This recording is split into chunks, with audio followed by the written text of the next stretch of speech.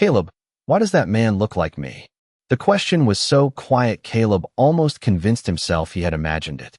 Almost. He stood frozen in the crowded elementary school auditorium, one hand wrapped around the strap of Noah's blue backpack, the other still holding the paper program from the first grade spring performance. Around them, parents laughed, teachers called goodbye, and children raced between folding chairs with construction paper stars pinned to their shirts. Everything was loud. Everything was normal. Except for the man standing 20 feet away. Ethan Walker, Caleb's best friend. His oldest mistake. The one person he had spent 6 years making sure Noah never met. Caleb's fingers tightened around the backpack strap. No, this couldn't be happening. Ethan wasn't supposed to be here. He lived 3 states away. At least, he had the last time Caleb checked, which was absolutely not something Caleb did at 2 in the morning when sleep refused to come. Noah tugged his sleeve. Caleb looked down. 6 years old, messy brown hair, gray-blue eyes, and the same tiny crease between his eyebrows whenever he was confused. A crease Caleb had seen on Ethan's face 1,000 times. "What man?" Caleb asked, immediately hating himself for it. Noah pointed. Of course he pointed. Children had no respect for carefully maintained secrets. Him. Caleb didn't need to look. He could already picture Ethan perfectly. Tall. Dark brown hair a little longer than Caleb remembered. Broad shoulders beneath a charcoal jacket. That familiar way he stood with one hand in his pocket when he was uncomfortable. 6 years, and Caleb recognized every detail in seconds. His heart apparently had a better memory than his common sense. "Maybe he doesn't," Caleb said. Noah gave him a deeply unimpressed look. "He does. Great. Wonderful. Betrayed by genetics and a first grader with excellent observational skills." Caleb swallowed and reached for Noah's hand. "Come on, let's get ice cream." "But you said we were having dinner first." "Tonight, we're rebels." He turned toward the nearest exit. 10 steps. Maybe 12. That was all he needed. Get Noah outside. Get to the car. Drive. Home. Panic privately. Develop a reasonable explanation for why Ethan Walker had suddenly appeared in the one town Caleb had chosen specifically because nobody from his old life lived here. Simple. Completely manageable. "Caleb," a voice called behind him. His entire body stopped before his brain could tell it to keep moving. That voice. Older now. Deeper. But still Ethan. Noah's small hand shifted inside his. "Do you know him?" Caleb closed his eyes for half a second. 6 years of birthday candles. 6 years of bedtime stories. 6 years of almost calling. Almost confessing. Almost telling Ethan that somewhere in the world, a little boy existed who had his eyes, his smile, and his habit of humming when he was nervous. Caleb turned around. Ethan was staring directly at him. Shock crossed his face first. Then something softer. Something painfully familiar. "Caleb," Ethan said again. Noah stepped halfway out from behind Caleb's side. Ethan's gaze dropped. The softness vanished. His eyes moved over Noah's face once, then twice, as if his mind refused to accept what he was seeing. Caleb felt the room shrink around them. Ethan looked back at him, suddenly pale. Then his eyes returned to Noah. And Caleb knew, with cold certainty, that 6 years of silence had just come to an end. For one impossible second, nobody moved. Ethan looked at Noah, then at Caleb, and Caleb could almost see the questions forming behind those familiar gray-blue eyes. "How old is he?" Ethan asked quietly. Caleb's throat tightened. Noah glanced between them, confused, while the noise of the school auditorium blurred into something distant and unreal. Caleb had spent 6 years preparing for this moment, yet now that it had arrived, every explanation he had rehearsed disappeared. "We should talk somewhere else," he said. Ethan stared at him for another long second, then nodded. That small motion dragged Caleb backward through time, all the way to college, when Ethan Walker had been the person who knew him better than anyone. They had met freshman year because Ethan had accidentally taken Caleb's coffee from the campus cafe. Caleb had been too annoyed to be polite. Ethan had been too amused to apologize properly. Somehow, by the end of that week, they were eating lunch together every day. By sophomore year, people stopped asking whether they were roommates and simply assumed they came as a set. Ethan knew Caleb hated pickles, but always forgot to ask restaurants to leave them off. Caleb knew Ethan could not study without music playing quietly in the background. Ethan kept an extra phone charger because Caleb never remembered his. Caleb carried peppermint gum because Ethan always wanted some after coffee. Small things. Ridiculous things. The kind of things that should not have meant anything. Except to Caleb, they meant everything. He realized he was in love with his best friend during a snowstorm their junior year. The power had gone out in half the neighborhood, and Ethan had shown up at Caleb's apartment carrying 2 flashlights, a bag of groceries, and an old board game missing several pieces. They spent the evening wrapped in blankets, laughing by candlelight while snow buried the cars outside. At some point, Ethan fell asleep on the couch with his head against Caleb's shoulder. Caleb did not move for nearly 2 hours. He told himself it was because he did not want to wake him. That was the first lie. There were many after that. Caleb told himself Ethan's hand lingering on his shoulder meant nothing. He told himself the way Ethan always searched for him first in a crowded room was normal. He told himself friendship was enough. Then, for years later, Ethan received a job offer 3 states away. Caleb congratulated him. He smiled. He even helped him pack. The night before Ethan left, they sat on the floor of Ethan's nearly empty apartment, surrounded by cardboard boxes and takeout containers. Neither of them wanted to say goodbye. "You are going to forget me in 6 months," Caleb joked. Ethan looked at him with an expression Caleb had never seen before. "I could never forget you." The room went quiet. Ethan reached for his hand. Caleb stopped breathing.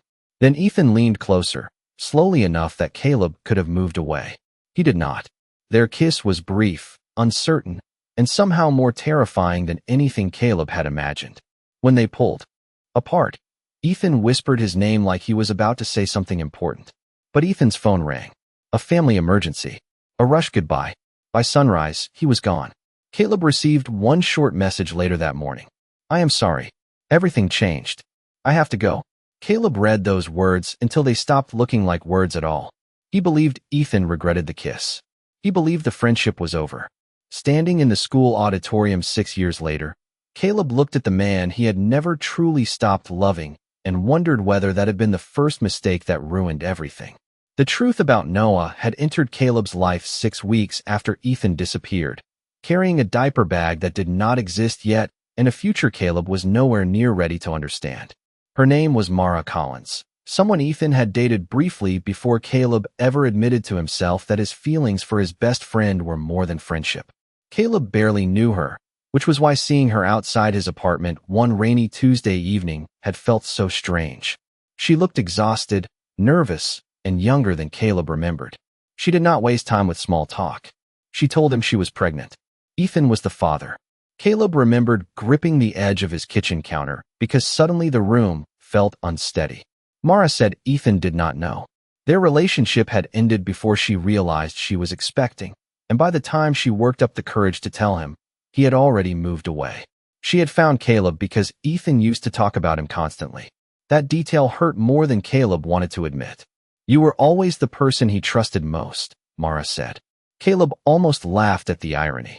The person Ethan trusted most was standing there holding the biggest secret of his life. Caleb promised himself he would call Ethan the next morning. He even opened Ethan's contact page before bed. His thumb hovered over the button. Then he remembered the message. "I am sorry. Everything changed. I have to go." Caleb told himself Ethan wanted distance. He told himself Mara deserved time to decide what she wanted. He told himself there would be a better moment. That was how the second lie began. One day became a week. A week became months. Noah was born on a cold November morning with a full head of brown hair and eyes that made Caleb's heart stop the first time they opened. Ethan's eyes. There was no denying it. Caleb helped Mara because she had almost no family nearby. At first, he brought groceries. Then he started watching Noah while she worked. Soon there were bottles in Caleb's kitchen, blankets on his couch, and a portable crib beside his bed. Without realizing it, Caleb became part of Noah's world. Mara's health had always been fragile, and over the next year, an old heart condition became harder to manage. She asked Caleb to become Noah's legal guardian if anything happened to her. Caleb said yes because saying no was impossible. When Noah was 14 months old, Mara passed away after a sudden medical complication. Caleb became the only parent Noah remembered.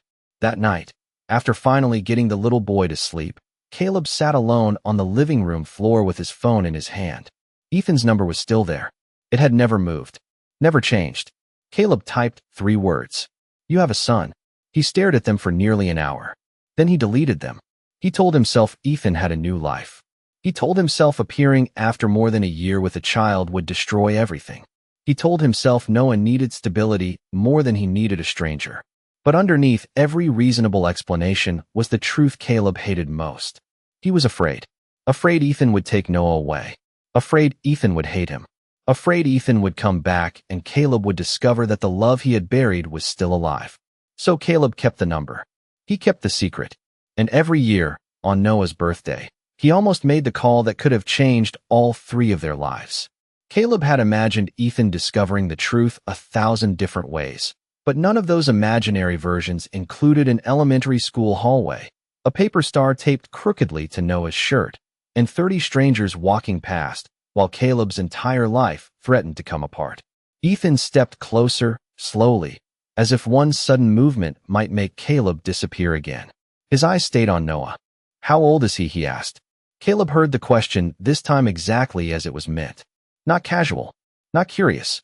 A calculation. 6 years of distance collapsing into one number. Noah looked up at Caleb, waiting. Caleb wanted to lie. The instinct arrived fast and familiar. Protect Noah. Protect the life they had built. Protect the secret for one more minute. But he was tired. Tired of carrying 6 years in his chest, like something fragile enough to break if spoken aloud. He is 6, Caleb said. Ethan went completely still. The color seemed to drain from his face. His gaze moved from Noah's gray-blue eyes to the shape of his smile, then back to Caleb. 6, Ethan repeated. Caleb nodded. Noah shifted closer to Caleb's side. Caleb, who is he? That question hurt differently. Caleb crouched until he was level with Noah and forced his voice to stay calm. His name is Ethan. He is an old friend of mine. Ethan flinched at the word friend, so slightly that Noah did not notice. Caleb did. Of course he did. He had spent years noticing everything about Ethan. We should go, Caleb said, standing again. Ethan finally looked directly at him. No. The word was quiet, but it stopped Caleb anyway. Please, Caleb whispered. Not here. Ethan glanced around the crowded hallway and seemed to realize where they were. His jaw tightened. Then he nodded once. Fine. Somewhere private. Caleb hesitated. Every part of him wanted to take Noah home, lock the door, and pretend this encounter had never happened. But Ethan was already here. The secret was already breathing between them. There is a coffee shop across the street, Caleb said. 5 minutes. Noah brightened immediately. Do they have hot chocolate? Caleb almost laughed from the absurdity of it. His life was collapsing, and Noah wanted marshmallows. Probably. They walked outside together beneath a pale afternoon sky. Ethan stayed several steps behind them. Caleb could feel his presence without looking back. At the crosswalk, Noah slipped his hand into Caleb's. Then, after a moment of hesitation, he looked over his shoulder at Ethan. Ethan gave him a small smile. Noah smiled back. It was barely anything. A second. Maybe. Less. But Caleb felt something inside him twist. Ethan smiled exactly like that when he was nervous. The same crooked lift at one corner of his mouth. Noah had it too. Inside the coffee shop, Caleb ordered hot chocolate for Noah and coffee for himself, though his hands shook too badly to drink it. Ethan ordered nothing. They chose a table in the back. Noah immediately became distracted by a coloring sheet and a cup of crayons. For a few minutes, nobody spoke. Ethan watched him color. Blue sky, green grass, a yellow house. Then Noah drew 3 stick figures in front of it. Caleb's breath caught. Ethan looked at the picture, then at Caleb. His voice was barely above a whisper. Caleb, I am going to ask you one question. Caleb already knew what it was. He had known for 6 years. Ethan's eyes were shining now, not with anger, but with something far worse. Hope, fear, grief, all tangled together. He looked once more at Noah, then back at Caleb. Is he my son? Caleb had spent 6 years imagining the moment he would finally tell Ethan the truth, and somehow the word still felt too small when it came. Yes. Ethan did not move. Noah kept coloring, unaware that one quiet answer had just rewritten the lives of every person at the table. Caleb watched Ethan's expression change in slow, painful pieces. Confusion first, then disbelief, then something that looked almost like grief. He is mine, Ethan asked. Caleb nodded. Mara told me shortly after you left. Ethan closed his eyes for a moment. Mara. His voice cracked around her name. She never told me. She tried to figure out how. Caleb swallowed. Then everything became complicated. Ethan opened his eyes again. Complicated. Caleb looked toward Noah, lowering his voice. Not here. Ethan leaned back in his chair, staring at the little boy across from him. Noah was carefully drawing windows on the yellow house, completely focused. Did I miss his birth? Ethan asked. Caleb said nothing. His first word. Caleb's chest tightened. Yes. His first steps. Another pause. Yes. Ethan looked down at his hands. First birthday? Caleb could barely answer. Yes. Ethan laughed once, but there was no humor in it. Kindergarten. Yes. Each answer seemed to take something out of him. Caleb had expected anger. He had prepared for accusations, raised voices, even hatred. He had not prepared for Ethan to sit there quietly counting everything he had lost. What was his first word? Ethan asked. Caleb blinked. What? His first word. Caleb looked at Noah. Light. Ethan stared at him. Light. A faint smile touched Caleb's mouth despite everything. He pointed at the kitchen ceiling and said it over and over for 3 days. Ethan looked at Noah again. When did he start walking? 11 months. What is he like? The questions came faster now. Dinosaurs. Space. Pancakes shaped like animals. He hates peas but pretends he does not because he thinks it hurts my feelings. Ethan's eyes filled with tears he refused to let fall. Does he know about me? Caleb looked away. That was the question he feared most. No. Silence stretched between them. Ethan finally whispered, Why? Caleb searched for an answer that did not make him sound like the worst version of himself. I thought you did not want to come back. Ethan's face hardened. You thought. Your message said everything had changed. My father had a heart attack, Caleb. I left because my family needed me. Caleb froze. Ethan continued, quieter now. I came back 3 weeks later. The room seemed to tilt. What? Your apartment was empty. Your number had changed. I tried to find you. Caleb could not breathe properly. I never knew. Ethan shook his head. You never asked. Caleb flinched. Ethan looked at Noah again, then back at him. You did not protect me from something difficult. You erased me from 6 years of my son's life. Caleb felt every word land because none of them were wrong. Before he could answer, Noah looked up from his drawing. Why are you both sad? Ethan immediately softened. He wiped his eyes and managed a small smile. We're just talking about something important. Noah studied him, then pushed the drawing across the table. You can have this one. Ethan stared at the picture of the yellow house and 3 stick figures standing outside. His fingers trembled slightly as he picked it up. Thank you, he said. Noah smiled. Ethan looked at Caleb over the top of the paper. I want to know him. Caleb's heart stopped. Ethan's voice remained steady. I am not asking to take him away from you. I am asking for the chance I should have had 6 years ago. Caleb looked at Noah, then at Ethan, and realized the truth was no longer his alone to control. Caleb did not tell Noah the truth in the coffee shop. Some truths deserved more than paper cups and the sound of an espresso machine hissing in the background. Instead, he asked Ethan to come to their house the following Saturday. Ethan arrived 15 minutes early carrying nothing but a nervous smile and a small box of blueberry muffins from the bakery down the street. Caleb noticed immediately that he had remembered. Blueberry had always been Caleb's favorite. 6 years, and somehow Ethan still knew. Noah opened the front door before Caleb could reach it. You are the man from school, he announced. Ethan looked briefly terrified, which almost made Caleb laugh. Almost. That is me, Ethan said. I am Ethan. Noah studied him with the serious expression he usually reserved for difficult math problems. You still look like me. Ethan swallowed. I guess I do. Caleb stepped forward before the silence became unbearable. They sat together in the living room, Noah between them on the rug, surrounded by toy rockets and plastic dinosaurs. Caleb had rehearsed the conversation all week, but the words still came out slowly. He explained that Ethan had known Mara a long time ago. He explained that families could be complicated and that sometimes adults made mistakes because they were scared. Then he told Noah the part that mattered most. Ethan was his biological father. Noah blinked. Once. Twice. Then he looked at Ethan. So you are my dad? Ethan's eyes immediately filled with emotion. I am, he said softly. But you do not have to call me anything you are not ready to call me. Ethan is fine. I just want to know you, if you will let me. Noah considered this with the gravity of someone negotiating an international treaty. Do you like dinosaurs? Ethan looked at Caleb helplessly. Caleb covered a smile with his hand. This is apparently the entrance exam. Ethan turned back to Noah. I know that the Tyrannosaurus Rex had really small arms. Noah gasped. Everybody knows that. Then I am in serious trouble. 10 minutes later, Ethan was sitting cross-legged on the floor while Noah explained the difference between a Triceratops and a Stegosaurus with increasing frustration. Caleb watched from the couch, unable to look away. Noah frowned when he concentrated. Ethan did the same thing. Noah tapped his fingers against his knee when he was thinking. Ethan had done that through every college exam. When Noah tried not to laugh, the left corner of his mouth lifted first. Caleb felt his chest tighten.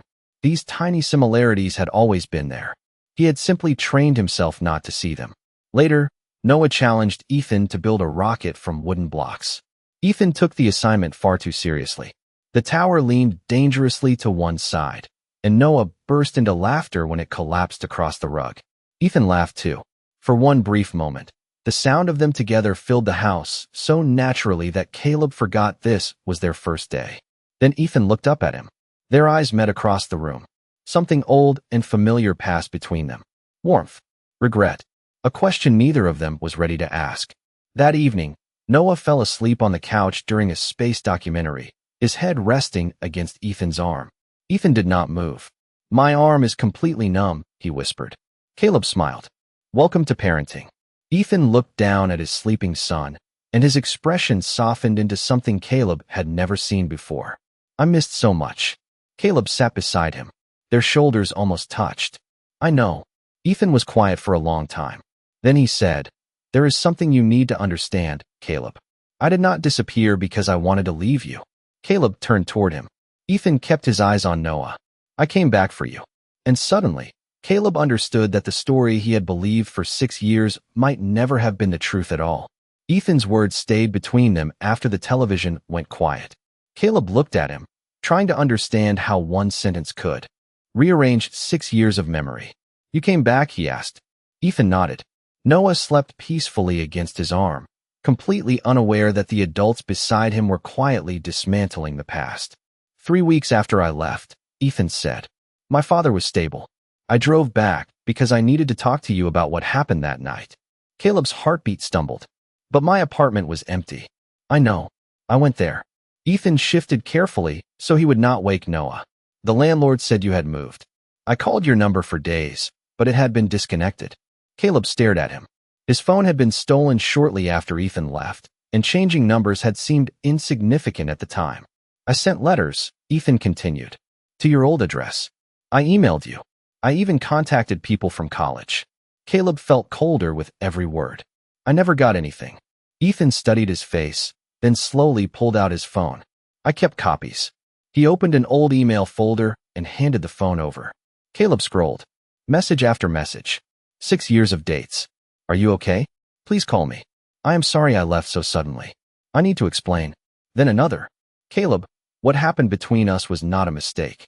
His breath caught. He kept reading. I came back because of you. I thought maybe you were scared, so I tried to give you space. Please just tell me you were safe. Caleb lowered the phone. These never reached me. I figured that out eventually. Ethan's voice was tired. What I could not figure out was why. Caleb thought back to those months. He had stopped checking his old email after losing access to the account. His mail had been forwarded for only a short time before he moved again to help Mara. Every missed connection suddenly appeared in his mind like doors they had almost walked through. I thought your message meant you regretted everything, Caleb whispered. Ethan looked stunned. The message about everything changing? Caleb nodded. Ethan closed his eyes briefly. My father was in the hospital. My mother was falling apart. I was trying to tell you my plans had changed. A bitter laugh escaped Caleb. I built 6 years around one badly written text message. And I built 6 years around your silence. Neither of them spoke. The truth was worse than blame because there was no villain to hate. Just fear. Bad timing. Lost messages. 2 people who had loved each other badly enough to mistake absence for rejection. Ethan looked down at Noah. There is more. Caleb's stomach tightened. Ethan reached into his jacket pocket and pulled out a worn envelope. Caleb recognized the handwriting immediately. Mara's. Where did you get that? Ethan asked softly. It arrived at my old office 4 years ago. By then I had already moved companies. Someone forwarded it to me months later. Caleb stared at the envelope. What does it say? Ethan handed it to him. Inside was a short letter. Mara apologized for waiting. She said there was something Ethan needed to know about a child. She asked him to contact Caleb. The final line made Caleb's vision blur. Caleb will know how to find us. I tried again after that, Ethan said. But by then, you were gone from every address I had. Caleb pressed the letter between trembling fingers. Mara had tried. Ethan had tried. And Caleb, convinced he was protecting everyone, had been the only one who stopped reaching. Noah stirred between them and opened his eyes. Why is everybody whispering? Ethan immediately smiled down at him. Because you were sleeping. Noah yawned. Are you leaving now? Ethan hesitated.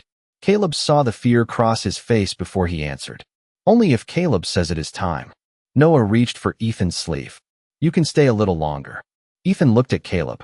Caleb looked at the letter in his hand, then at the man he had spent 6 years believing had abandoned them. Stay, he said. And for the first time, the word did not feel like a memory. It felt like a choice. In the weeks that followed, Ethan became part of their routine so gradually that Caleb almost failed to notice when his presence stopped feeling temporary. He came over for dinner on Tuesdays. He picked Noah up from soccer practice on Thursdays. On Saturdays, he and Noah built elaborate cardboard spaceships in the living room while Caleb pretended not to smile from the kitchen. Ethan never pushed. He never demanded to be called Dad. He simply showed up, again and again, until Noah started saving him a seat at the breakfast table without being asked. Caleb should have felt relieved. Instead, every good moment made him more afraid. Happiness had become dangerous. He knew too well how quickly people could disappear. Then, one Friday evening, Ethan arrived later than usual. Noah was already asleep upstairs. Caleb found Ethan standing in the kitchen, staring at his phone with an expression he recognized immediately. Something had changed. What happened? Caleb asked. Ethan hesitated. That hesitation was enough. My company offered me a promotion, he said. Caleb forced a smile. That sounds good. It is in Seattle. The word landed between them like a door closing. Caleb turned toward the sink, pretending to rinse a perfectly clean coffee mug. When would you leave? In 3 weeks. Of course. 3 weeks. Somehow the universe had a sense of humor, and Caleb hated it. You should take it, he said. Ethan stared at him. Caleb, it is a promotion. You worked for this. That is not what I asked. Caleb gripped the edge of the counter. You did not ask anything. Ethan stepped closer. Because every time something scares you, you decide the ending before anyone else gets a choice. Caleb turned around. That is not fair. Neither was losing 6 years with my son. The words were quiet, not cruel, but they still cut through every defense Caleb had built. Ethan immediately softened. I am not saying that to hurt you. I am saying I cannot keep guessing what you want. Caleb looked away. The truth was humiliatingly simple. He wanted Ethan to stay. He wanted Tuesday dinners and Saturday spaceships. He wanted to walk downstairs and find Ethan making coffee like he belonged there. Wanting those things terrified him. Footsteps sounded on the stairs. Noah appeared in the doorway wearing rocket pajamas, his hair sticking up on one side. Why are you talking so loud? Caleb sighed. We woke you. I am sorry. Noah looked at Ethan. Are you going somewhere? Ethan crouched to his level. I might have to move for work. Noah's face changed instantly. Far away. Pretty far. Are you coming back? Ethan went still. Caleb felt the question settle over all three of them. 6 years ago, there had been no proper goodbye. No promise. Only silence. Ethan looked at Noah carefully. Yes, he said. If I go, I will come back. Noah frowned. People say that. Ethan's expression broke just slightly. Then he reached out and took Noah's small hand. Then I will have to prove it. Noah studied him for a moment. Promise. Ethan nodded. Promise. Noah accepted that answer and leaned sleepily against his shoulder. Ethan looked up at Caleb over the boy's head. I am not disappearing this time, he said softly. Caleb knew the words were meant for him too. For the frightened 23-year-old who had once mistaken silence for abandonment. For the man standing there now, still trying to leave first so he would never have to be left behind. Caleb swallowed. What if I ask you not to go? Ethan held his gaze. Then this time, I stay long enough to hear everything you are actually trying to say. Caleb stood in the quiet kitchen and realized this was the moment he had spent 6 years avoiding. Not the moment Ethan discovered Noah. Not the moment the truth came apart. This one. The moment Caleb had to stop hiding behind fear and finally say what he wanted. Noah had fallen asleep against Ethan's shoulder, one small hand still curled around the fabric of his shirt. Ethan carried him upstairs, tucked him beneath the blankets, and returned a few minutes later. Neither man spoke at first. The refrigerator hummed. Rain tapped softly against the windows. Caleb looked at the same person he had loved in college, lost without understanding why, and somehow found again standing in his kitchen. "I do not want you to go," Caleb said. Ethan's expression softened. Because of Noah? Caleb almost said yes. It would have been easier. Safer. Another reasonable answer to hide behind. Instead, he shook his head. Not only because of Noah. Ethan waited. Caleb hated that he still knew exactly how to do that. How to give him silence without making it feel empty. "I loved you," Caleb said. His voice nearly failed him. "Back then. Before you left. Before any of this happened." Ethan did not move. Caleb forced himself to continue. "And I think part of the reason I never called was because I was afraid you would come back and I would still love you." Ethan stared at him. "Caleb, I know how terrible that sounds." "It sounds terrified." Caleb laughed quietly. "I was." Ethan stepped closer. "And now?" Caleb looked toward the stairs where Noah was sleeping. Then back at Ethan. "Now I am still terrified." Ethan smiled, small and painfully familiar. That was not the question. Caleb closed his eyes for half a second. No more almost.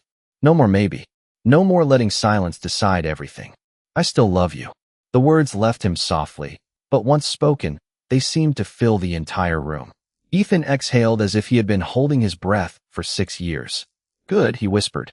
Caleb blinked. "Good." Ethan laughed, and suddenly he looked younger, almost like the man sitting beside Caleb on an apartment floor surrounded by moving boxes. "I came back 6 years ago because I was going to tell you the same thing." Caleb stared at him. Ethan reached for his hand. Nothing dramatic. Just warm fingers closing around his, familiar and new at the same time. "I loved you then," Ethan said. "I never really stopped." Caleb looked down at their joined hands. 6 years could not be repaired in one night. Ethan still had to learn how to be Noah's father. Caleb still had to learn how to forgive himself. Trust would take time. Family would take work. Love, apparently, had already waited long enough. Ethan declined the Seattle promotion the following week and accepted a different position that allowed him to stay. Months later, Saturday mornings became Caleb's favorite part of the week. On one bright morning, he walked into the kitchen and found Ethan attempting dinosaur-shaped pancakes while Noah offered completely unhelpful instructions from the counter. One pancake looked more like a misshapen cloud.